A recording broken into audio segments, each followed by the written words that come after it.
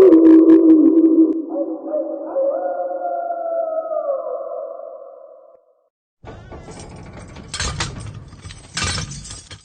3 consejos. Se cuenta de Juan Espíndola, labrador de tierra y leñador, humilde y trabajador, de carácter sumiso y por demás callado. Pacientemente soportaba la prepotencia y mal carácter de su esposa, doña Rosa la Vieja. Fruto de esta unión hubo 3 varones y una hermosa niña. La familia se mantenía con la escasa producción del huerto. Los demás gastos, vestimentas y alimentación era por el duro trabajo de Juan, que consistía en cortar leña del monte y transportarla para su venta en el pueblo vecino. Cierta vez, luego de vender su leña, se dispuso a retornar como era costumbre suya. Arriando sus burros, analizaba preocupado su triste situación de leñador y de hombre humillado por su esposa. De pronto, despertó de sus cavilaciones. Eran 50 pesos que estaban a sus pies. Se asustó, pálido valoró semejante fortuna, y como un rayo pasó por su mente la cantidad de cosas que podría comprar con ese dinero. Lo tomó y apresuró la marcha. El camino de retorno se hizo lo suficientemente largo para que tan fácilmente se le quitara la impresión del hallazgo. Pensaba otra vez, pensaba que ahora podría cristalizar sus sueños. Se sentía otro hombre, más libre y más optimista. Pero en ese largo camino también había pensado en la parte mala. ¿Cómo gastar tanto dinero sin llegar a levantar sospechas sobre su persona? Ganando tan poco, de pronto apareciera con aquel billete, pensó que lo acusarían de haberlo robado. Y robar era grave delito. En medio de la inseguridad, el miedo y la inseguridad nuevamente se apoderaron del infeliz hombre. La noticia del hallazgo fue muy bien recibida con gran alegría por su esposa, quien no dejó volar su imaginación con miles de cosas con las cuales podría comprar con todo ese dinero. Toda optimista, persuade a su esposo de lo infundado de sus temores, ya que podían aducir de que ese dinero podía ser fruto de sus ahorros y del esfuerzo de tantos años, privaciones y sacrificio. Y así, en ocasión de llevar cargamento de leña al pueblo, Rosa recomienda a Juan que con el dinero compre ropa para los niños y provisiones para el mes, y que el resto de dinero sería muy útil para otra oportunidad. Sin embargo, Juan fue incapaz de echar mano al dinero. Indeciso se paseó tienda por tienda, mirando escaparates y vidrieras, tratando de vencer su temor para cumplir con los encargos de su esposa. Pero el miedo de que piensen de que el dinero era robado lo atemorizaba, a tal punto que optó por regresar a casa, avergonzado y humillado. Esta situación se repitió en varias oportunidades, y a cada una de ellas le seguían los insultos y recriminaciones de su esposa. Sereno se enfrentaba a las humillaciones sin alterar su buen carácter. Juan Espíndola no tenía nada de tonto, solo que era propenso a la credulidad. De ahí que cierto día, luego de haberse paseado observando los escaparates de las tiendas, cansado y pensativo, se sentó en uno de los bancos de la pequeña plaza del pueblo. Su problema era el tener que retornar sin las compras que tantas veces habían intentado efectuar.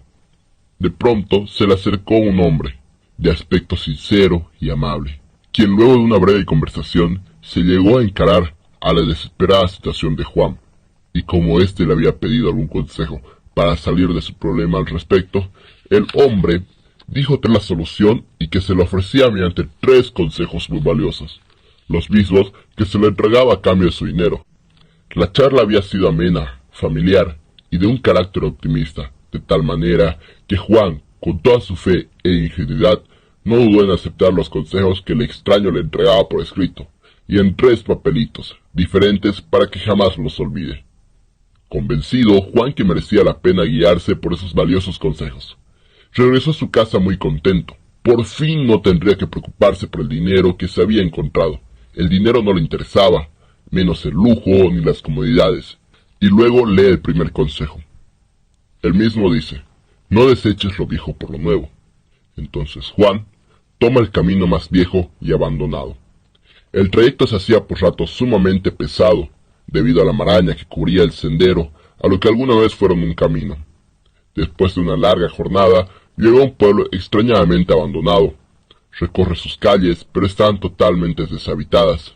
Las calles inválidas de vegetación y las casas muestran telarañas como signo de su abandono. Al caer la noche, adopta la vieja costumbre de dormir en los bancos de la plaza, en el que su poncho es un excelente abrigo para el viajero. El silencio y la soledad, la distancia y la oscuridad son buenos para ordenar los sentimientos y las ideas. Pasada la medianoche, lo despierta un prolongado resonar de pasos. De reojo observa. Se trata de un hombre que pasea por las inmediaciones de la vieja iglesia. Despreocupándose, se acomoda en su eventual cama y casi sin querer lo ve ingresar al templo y salir poco después. Él salía con una dama, a quien saca de los cabellos, arrastrándola, y entre los gritos de dolor y súplica, la azota y la ultraja. Juan, tranquilo como era, se mantiene estático y sin importarle lo que sucedía, cierra los ojos y se duerme. Al día siguiente recorre con calma, palmo a palmo el pueblo, y para sorpresa suya, encuentra en el interior de las casas gran cantidad de alimentos, como ser quesos, carne seca, y en los huertos diferentes tipos de frutas maduras. Llegada la medianoche, las grotescas escenas de la pareja se repiten, con insistencia y sadismo. Hay tortura y maldad. Sin embargo, Juan Espíndola no se emociona y le resta importancia. Los actos se repiten noche tras noche, y a pesar de ello no presta atención a tan desagradable situación. Aunque el sujeto se pasee al lado suyo, a veces, solo a veces, con la mujer a rastras en un continuo tormentar. Juan comprende que aquel hombre trata de llamar su atención y por tanto piensa en sí que todo cuanto lo rodea no es problema suyo. Cierta noche, el extraño personaje se le acerca y le pregunta el porqué de su actitud pasiva e indiferente ante los hechos que los rodean. Juan, consciente de sus actos, pensó en los consejos que le habían costado dinero.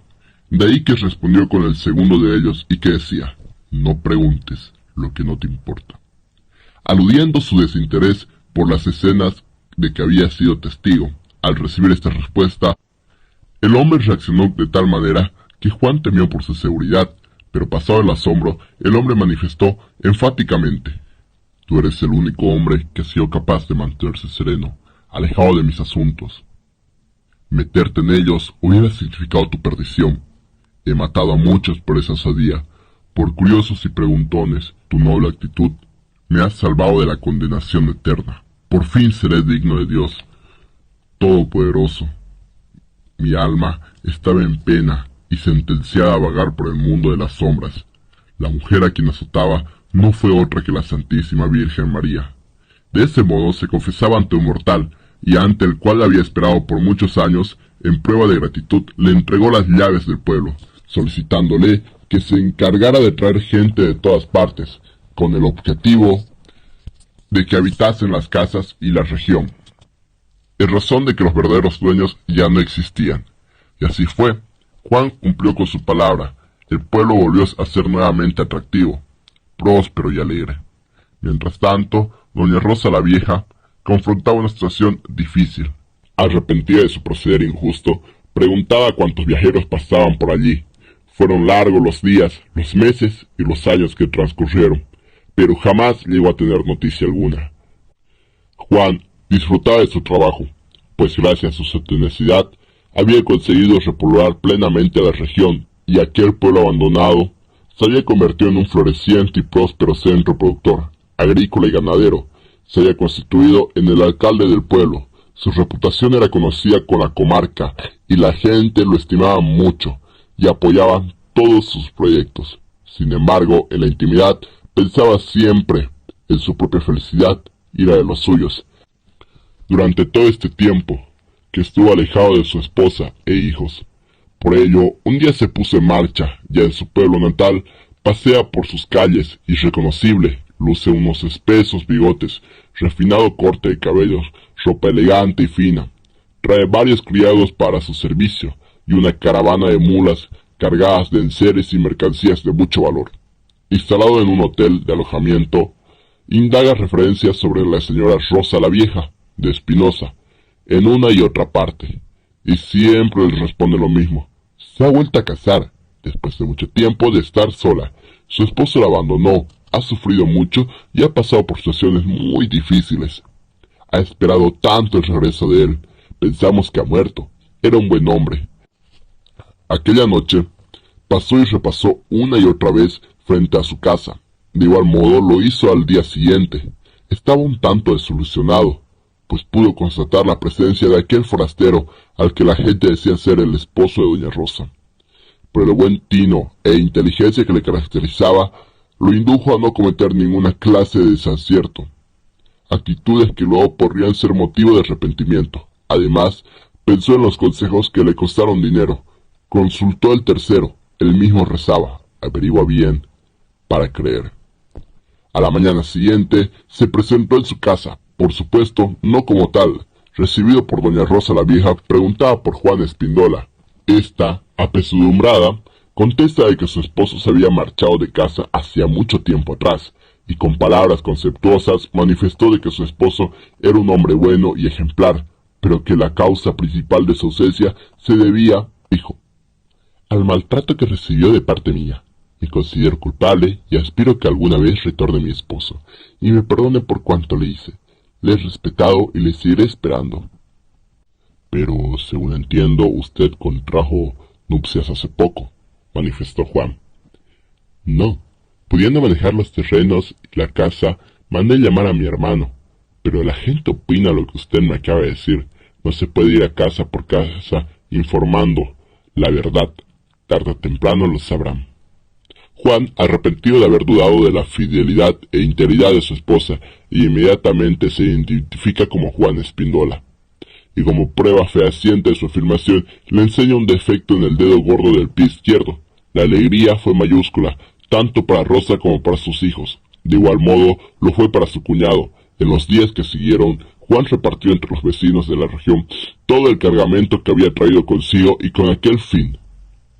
Sus tierras los donó a la alcaldía del pueblo. Se cuenta que Juan se instaló con toda su familia en aquel pueblo que él mismo había reconstruido, en el que era muy querido y respetado. Uno de sus hijos, con el correr de los años, se hizo sacerdote, y fue el confesor más joven que se haya conocido por aquel entonces. El resto de la familia formó su propio hogar y fueron muy felices.